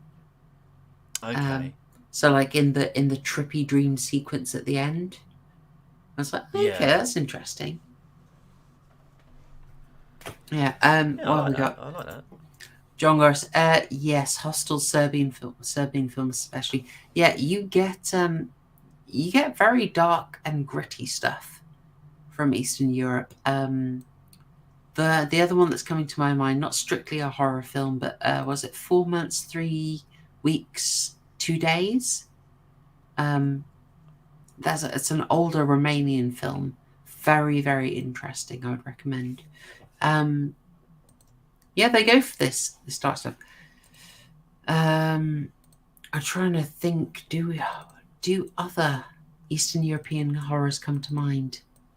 I'm drawing a blank on that, guys. I'm drawing a blank. Sorry to say. I can't think of any. I'd love to know more. Yeah. I really would. But yeah, I don't have anything else. I think it's kind of the style that they do is dark and gritty. You don't have the big budget. You can do something just full of grit and unflinching unpleasantness. And that's pretty much the end of the film. John Goris, yes, that's what I mean. Yes, it was about abortion in Ceausescu's Romania. Very uncompromising. Good stuff. I think it did well in the awards, if I recall. Well, this film, I can... 4 months, 3 weeks, 2 hours, okay. 2 days, 1 hour. Very good, very good. There's also one other thing that I wanted to add when we're talking about how this was influenced by other films. I think Severance does have a bit of a legacy in something else that was, for me, very clearly inspired by it. Have you ever heard of the Balco experiment? No, I haven't. Are we getting another tip here for landmine goes click? That rings a bell. That rings a bell. So the Balco experiment is kind of like Severance played very, very straight. They set it in Eastern Europe as well. Okay. There's basically no comedy in it. It's office workers get locked down in their Eastern European office, and we'll think of it like Battle Royale. It's a bit like that. Okay. And it was made about 10 years after Severance, and I did wonder if they were very inspired by this film. I wouldn't be surprised. I'd recommend it. You've got some good actors in there. You've got John C. McGinley, who probably you know best from Scrubs, as what was his name in Scrubs? He was the mean guy. Not Do you know? I'll be honest. I didn't watch a lot of Scrubs. interesting. It was one of those shows where if there's nothing better on, I'll watch it. I didn't dislike it or anything. It was just I just didn't. Fair enough. It wasn't a high priority show for me. No, fair enough. It was. I enjoyed it. I get the feeling Scrubs probably wouldn't be too good on a rewatch. I think it's probably Right. quite of its time. Like a one and done. Oh right, yeah, I get you. Pretty much, Anyway, I just thought I'd mention that if you were interested in Severance, and yes, Maverick, Dr. Cox, that's his name. He's Dr. Cox. Richard is on as well. Okay, definitely, yeah. That's John C. McGinley. Is he a good doctor? Very. Is he a surgeon? Oh no, where's this going? He was also a sniper in Seven. Okay. Completely missable. Oh, Very tiny role. You're like, what? He was in it? Yeah, he's Now I do have that on DVD.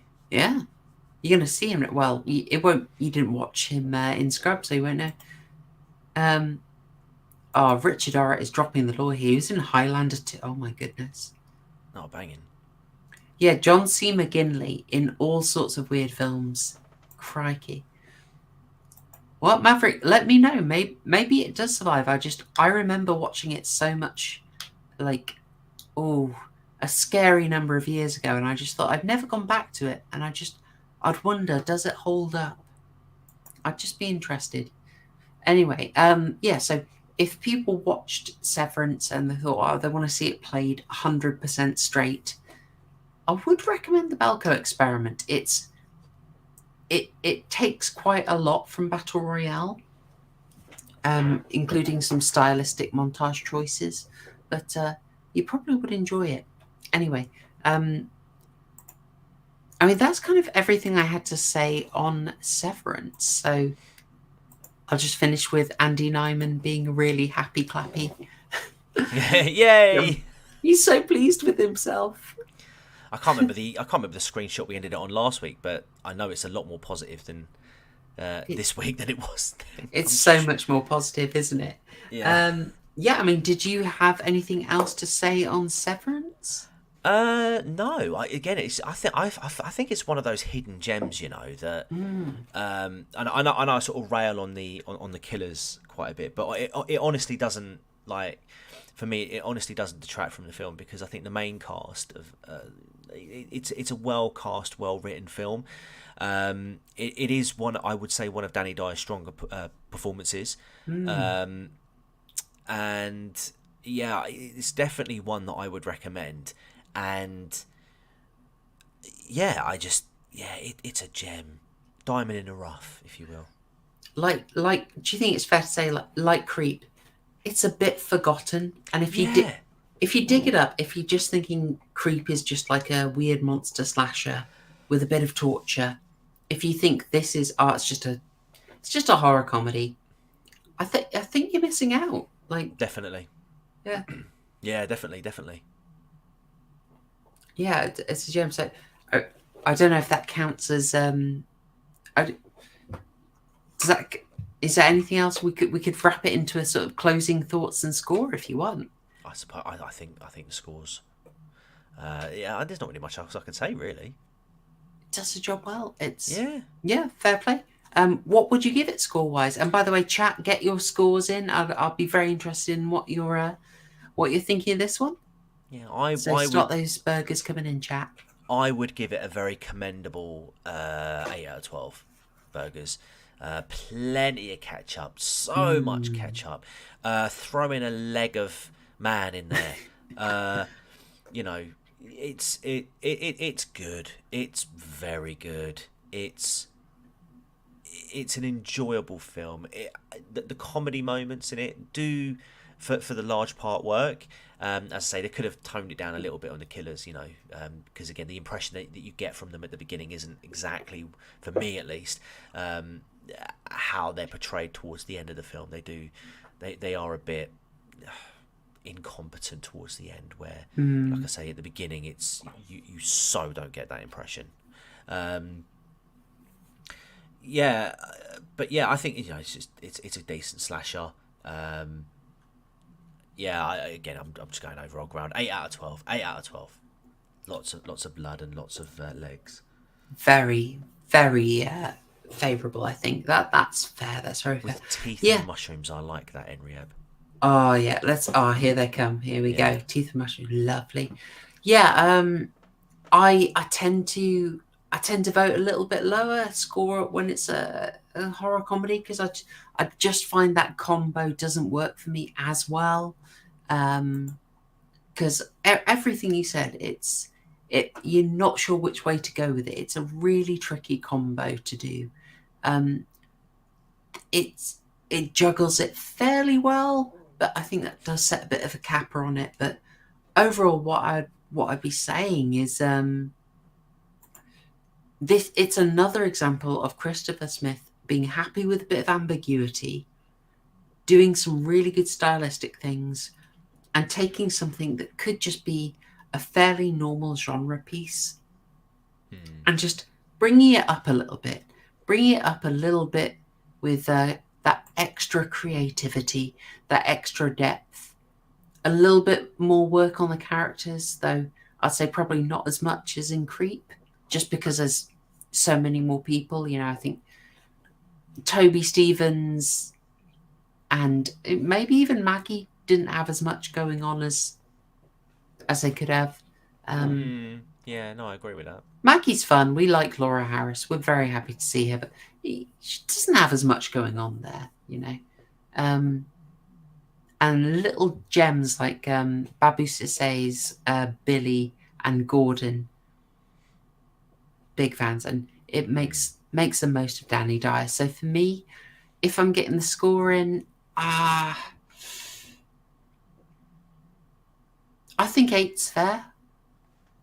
Does the job well, and you know, especially for a genre that I don't go for as much, or subgenre I don't go for as much. I think 8 burgers. I think Danny Dyer would tell me that it's the pulled pork burger. He's really been going for pulling his pork in his story, and loads of ketchup, and you know, a little bit of cheese, nice bit of Gouda, and I think probably some pickled beetroot for the setting is in there as well. Sounds about right. Do you know what? All Leg this of talk lamb, about yeah. burgers, Enriab's comment about Eastern European burgers, and your comment just now about barbecue pulled pork really reminds me of that exact same burger I had in Poland at a Hard Rock Cafe about 9 years ago, just over 9 years ago, and it tastes. Oh man, it was so good, just like this movie. What'd they do with it? Was it just like a regular burger, but just like really good? It was just very well made, it was so good. Oh, I can't describe it, man, but I'm hoping to go to the Isle of Wight next year, because apparently there's a place over there that does even better burgers, according to my brother-in-law. So we're gonna give it a go. I might that might be a new channel idea, chat. I want to see TCG's burger reviews. Yeah, I go around the world doing burger reviews. I give this burger 8 out of 12 burgers. We're all most of us. We're all kind of landing on 8. We've got an 11 from Victoria. Yeah, I saw that. I can see it. Yeah. If you like horror comedies, I can see this being like. I would, if I liked horror comedies, I would be voting this so much higher. And I think if we're saying just horror comedies, it's much, much higher up. It's just that I don't go for that one as much. You'll also see I tend to downvote puppet movies. And you're going to, if we ever do anything about wax museums, you're going to see me be so harsh and just completely biased. House so I just of don't. Wax. House House of Wax. You can see I've dodged it, can't you? Like, I will make sure you do not derail from that. You will have to do House of Wax at some point. We will. Well, that is everything, folks. Thanks so much. I think we've got a fair score here. I'm glad it's a massive hit with Victoria. Everyone else landing at a very fair 8. But what we've looked at so far is Christopher Smith doing his subgenre work, right? Subgenre, but make it a little bit better. Add a flourish. Next week's horror homework is why we are doing this series, why we're doing the arc. We're going to cover a film from him that is in my top 10 that knocked my socks off, that I purchased physical media. Obviously, I purchase legal copies of everything, but usually just digital. I actually bought a physical Blu-ray disc. So, because I wanted to hear the director commentary on it. I think you're going to love it, folks. We're going to cover his next movie, 2009, Triangle. He had got the script, he'd got the idea planned out in 2004 when he was making Creep. He had been waiting to make it. And in 2009, he proved himself enough to get the budget to do it. I think it's amazing. I'm going to be massively overscoring it. I'm hoping I can bring you all up with me. And so we're hitting it with 11 burgers out of 10 all the way around. I will say, get your watch of Triangle in. And if you have time, do a rewatch of The Shining as well. Or rewatch The Shining first and then watch Triangle. Because Triangle has got a lot of nice, subtle references to it. And I'll probably leave it there. Also, go in blind on Triangle. Do not read anything about it. Just go in totally blind. I think you'll like it. We've talked about Triangle. I don't think we definitely haven't done a full review of it. But I've praised it many a time. And I'm really excited to go in depth with it. So, folks, go in blind. Triangle, 2009, director Christopher Smith, and it's even got a Hemsworth in it. But that is everything from me. I'm hoping to have a bit more time to edit this weekend, and so I will try and drop my little video on the Midnight Club and whatever else I can. If I can drop it, it's more likely to be tomorrow. I'll see what I can do for you guys, but I don't want to promise. And I can tell you that next week, before the next stream, I will be dropping another reading of a Roald Dahl story. And I think you'll like that. That's going to be Man from the South. We covered the adaptation. We talked about how it's a little bit different, so now you can enjoy the original. That's all from me. TCG, anything else you want to say before we close off? No. Other than subscribe to my channel if you're new here, if you're on the replay and you're here for the first time, come and subscribe to my channel if you like true crime and all that malarkey. Yeah, do that. Do it now.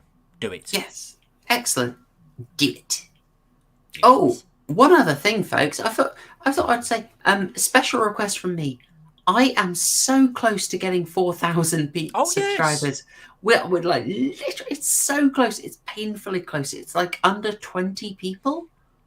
Folks, do me a favor if you're watching this. If you are here live, you wonderful folks. If you are in the replay gang, hello. I'm sorry, that was so cringe. If you're watching on the replay, do me a favor. Help spread the word. Talk to a couple of people you know who like horror films.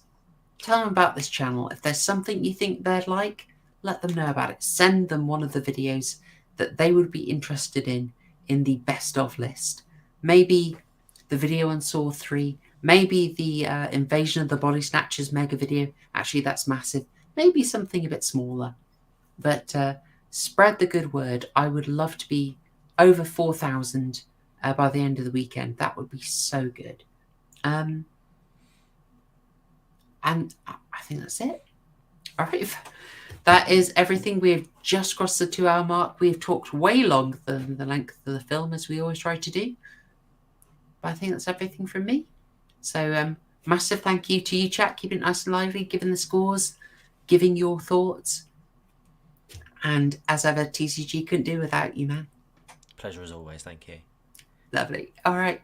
Well, that is everything from me. So I'll sign off with the customary thanks, y'all. Cheers.